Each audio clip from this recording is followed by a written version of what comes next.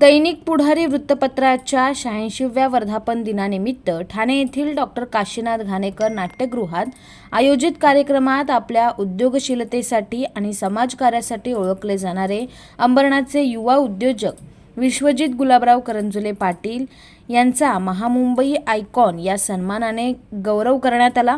हा सन्मान माहिती व तंत्रज्ञान मंत्री आशिष शेलार यांच्या हस्ते प्रदान करण्यात आला।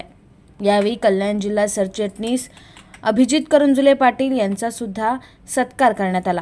या सोहळ्यानंतर आयुष्यावर बोलू काही हा संदीप खरे व सलील कुलकर्णी यांचा बहारदार गाण्याचा कार्यक्रम झाला।